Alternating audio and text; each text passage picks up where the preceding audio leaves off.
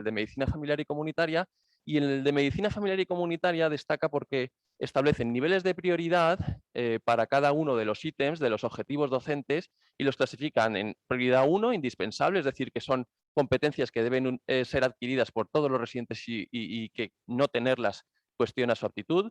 La prioridad 2, que es importante, que son competencias que deben ser adquiridas por la mayoría de los residentes, y competencias de nivel 3 de prioridad, que es de excelencia, que es cuando ya has cumplido todas las demás, puedes también optar a eso. Y además, por niveles de responsabilidad. Responsabilidad primaria, que el médico es capaz de identificar, evaluar y tratar ese tipo de problemas sin apoyo de nadie más, es decir, por sí mismos, hasta en el 90% de los casos. Y luego, responsabilidad secundaria, que puedes consultar de forma habitual a otro nivel asistencial o a otro especialista. Y el terciario está solamente el diagnóstico y tratamiento es propio de otros especialistas. Son las habilidades que ellos consideran que son propias de otros especialistas. Pues bien, cogiendo todos los objetivos docentes del programa de familia que tienen en común con el programa de medicina de urgencias y emergencias, vemos que todas esas capacidades las considera como terciarias, es decir, que es propia de otra especialidad. Con lo cual, ahí te cuestionas saber si, por ejemplo, el soporte vital avanzado la considera como terciaria, es decir, que es una cosa que tú cuando te formas no tienes por qué terminar de saber, y sin embargo, estamos en los servicios de urgencias. Y hablan, y en los programas formativos, analizándolos, hay unas competencias que están olvidadas perfectamente.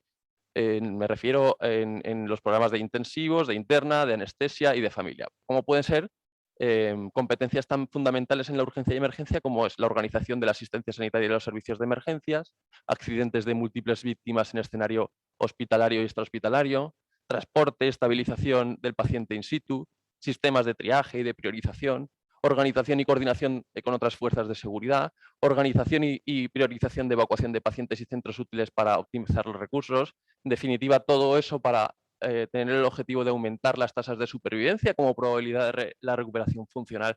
Bueno, pues todo esto no existe en estos programas formativos, solo existe en el programa formativo de medicina de urgencias y emergencias.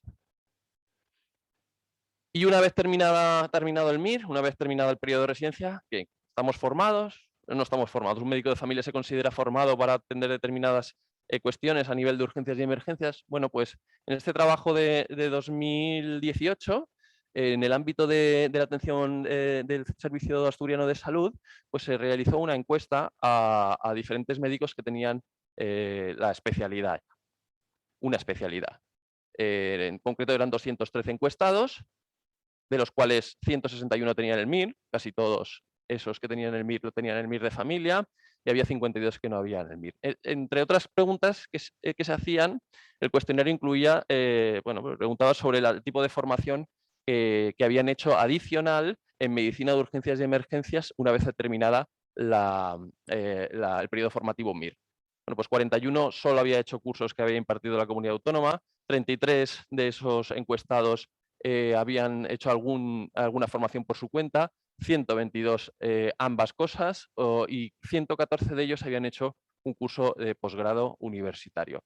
Y en cuanto a los cursos más relacionados con asuntos de RCP avanzada o cursos de politrauma, aquí llama la atención que hasta el 50% habían hecho un curso o ninguno de RCP avanzada. Y de politrauma, prácticamente el 60% solamente habían hecho un curso o ninguno.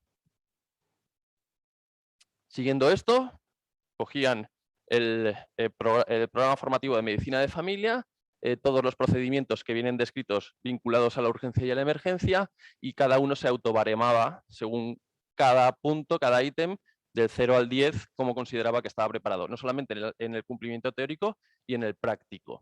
Se consideraba que aquellos procedimientos de prioridad 1, acordémonos lo que he comentado antes, de prioridad 1 es que tenías que saberlo sí a sí, y la prioridad 2 y 3 que no hacía falta, se consideraba cumplidos si se autobaremaban con un 9 o con un 10 para el caso de prioridad 1 y para el caso de prioridad 2 cuando se autobaremaban a partir de una nota de 7. Bueno, pues para el total de procedimientos, solo el 25% de los encuestados reconocía tener capacidad suficiente para cumplir la teoría y el 22% para cumplir la práctica. Llama muchísimo la atención que bueno, pues en el soporte vital avanzado el 38,5% reconocía tener un cumplimiento teórico, el 35,2% un cumplimiento práctico, pero por ejemplo el paciente con politrauma, solo un 6,6% de los encuestados reconocía tener conocimientos teóricos y un 3,8% el ser capaces de abordar de forma segura un paciente con politrauma desde el punto de vista práctico.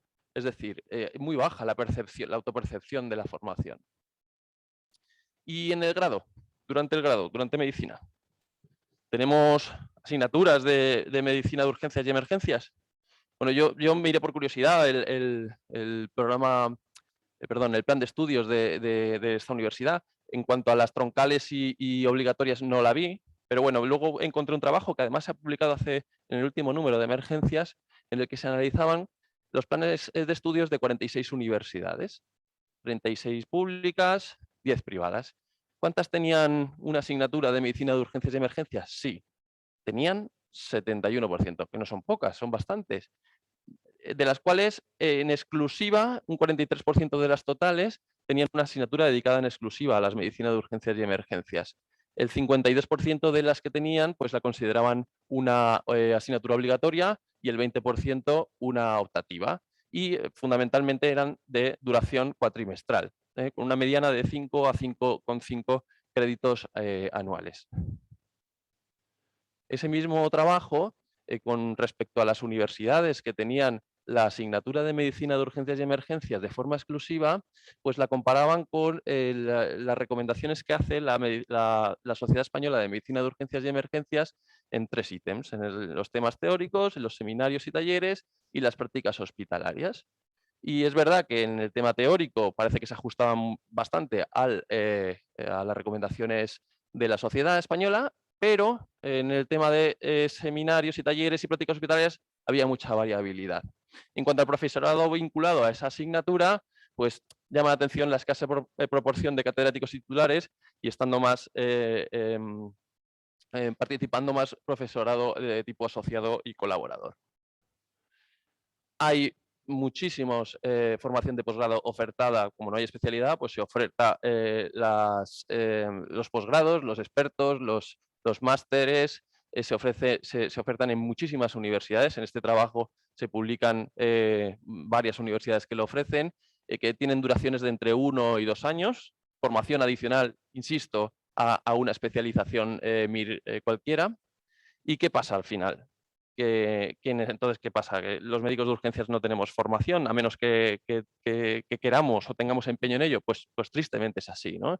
Al final se apela a la responsabilidad individual de una persona que va a empezar a trabajar en un servicio de urgencias, a completar esa formación que ha podido adquirir durante su periodo MIR, con otras muchas cursos durante varios años, incluso másteres y demás, ¿no?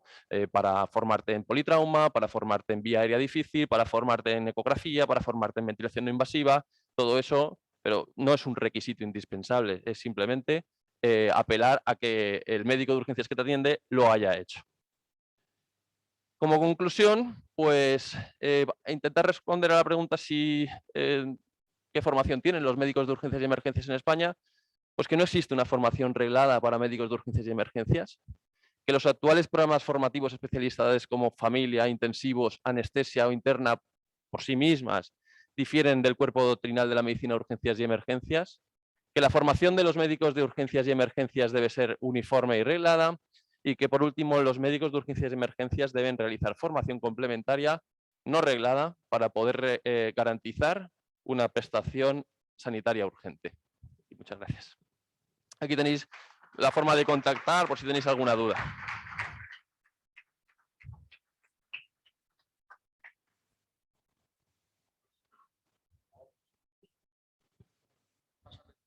El micro. Por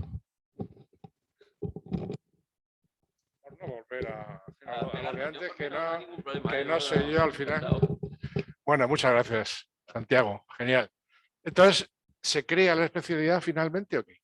Bueno, ¿por lo que tú sabes? A ver, hay optimismo. Hay optimismo porque no sé si por la pandemia, pero sí que es verdad que nos hemos visto puesto negro sobre blanco y hay muchas sociedades que hicieron manifiestos muchas sociedades de otras especialidades que hicieron manifiestos a favor de la creación de la especialidad.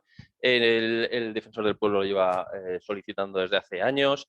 Desde el punto de vista social hay mucho respaldo. En fin, lo vemos muy cerca. Hay bastantes negociaciones. Es verdad que hay renuencias por parte de determinados sectores, pero creo que en cualquier caso son salvables, que el hecho mismo de que es necesario que un médico de urgencias y emergencias tenga la formación, creo que tiene suficiente peso específico como para que finalmente se acabe aprobando, ¿no? Pero bueno, al final no solamente cuestiones técnicas, son también cuestiones políticas y eso con el tiempo acabará cayendo por su propio peso. Muy bien, ¿alguna cosita?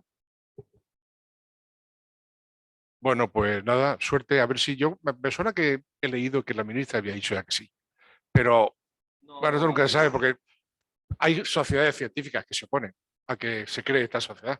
Sí, hay sociedades científicas que se oponen y parece que ese es el mayor Principal problema. Es cuestión de diálogo, es cuestión de acuerdo.